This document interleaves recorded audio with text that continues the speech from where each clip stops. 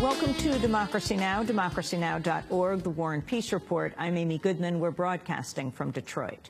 The top U.S. commander in Afghanistan, General Stanley McChrystal, is in danger of losing his job over a magazine profile in which he criticizes several top Obama administration officials.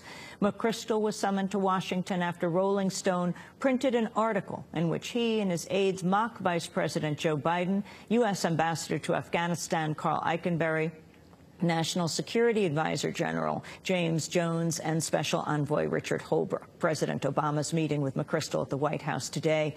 On Tuesday, White House Press Secretary Robert Gibbs left open the possibility of McChrystal's dismissal. I think the president's anxious to talk to him before he has anything else to say on that. But wouldn't the president know ahead of time that whether or not that's an option he's considering? I would say all options are on the table. Including firing him? I think the options are on the table. Later in the day, President Obama briefly addressed the controversy, telling reporters he would first talk to McChrystal before making a decision. General McChrystal is on his way here, and I am going to meet with him. Secretary Gates will be meeting with him as well.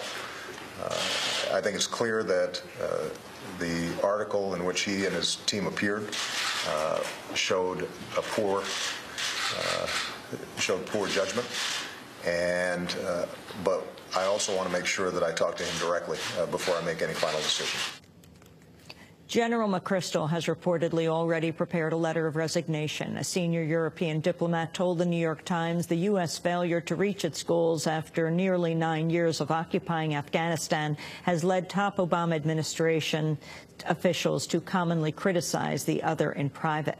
The news comes as Britain's special representative to Afghanistan, Gerard Cowper-Coles, has resigned. Formerly Britain's ambassador to Afghanistan, Cowper-Coles has frequently clashed with U.S. counterparts on Afghan policy.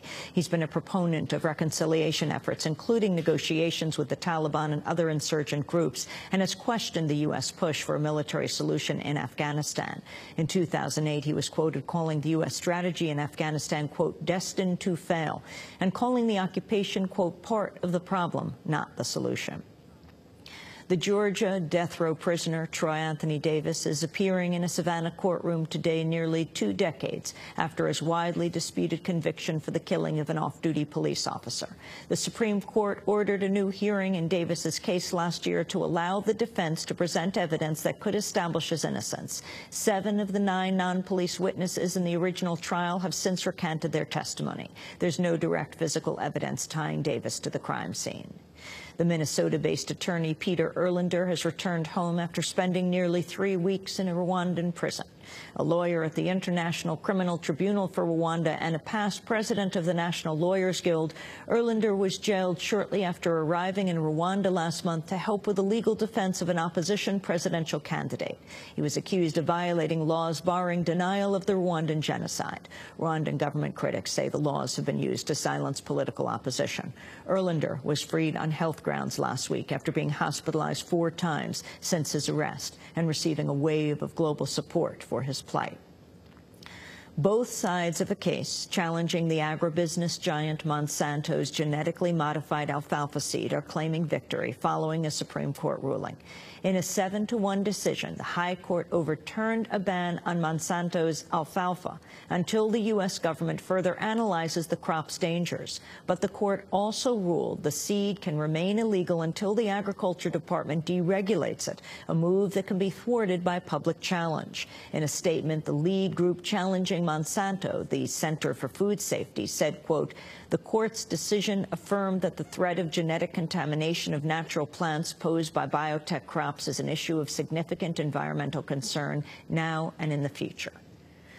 Activists with the environmental group Greenpeace disrupted a speech by a top BP executive Tuesday at a major oil conference in London.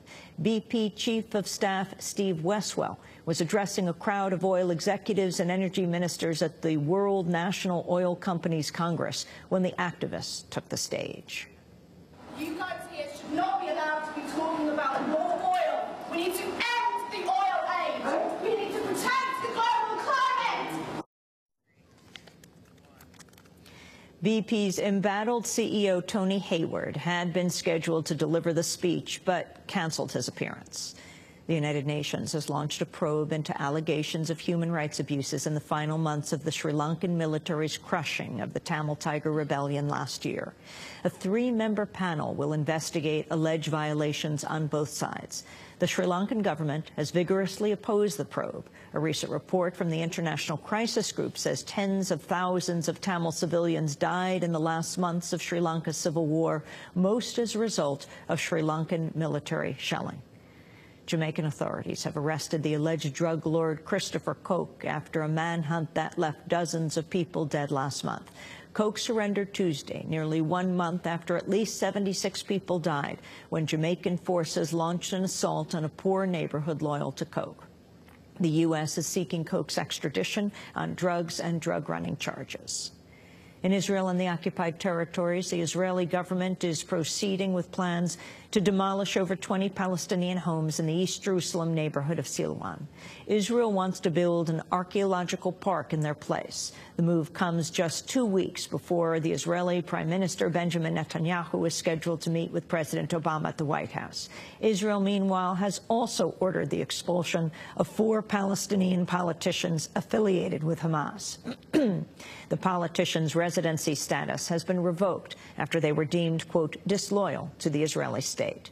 Palestinian Authority spokesperson Hassan Khatib criticized the Israeli measures. The Palestinian government criticized and condemned the most recent Israeli violation of Palestinian rights in East Jerusalem, particularly the deportation of 4 Palestinian Legislative Council members whom are alleged of not being loyal to the State of Israel. Meanwhile, in Gaza, road shipments of aid supplies have begun entering the coastal enclave following Israel's decision to alter the blockade.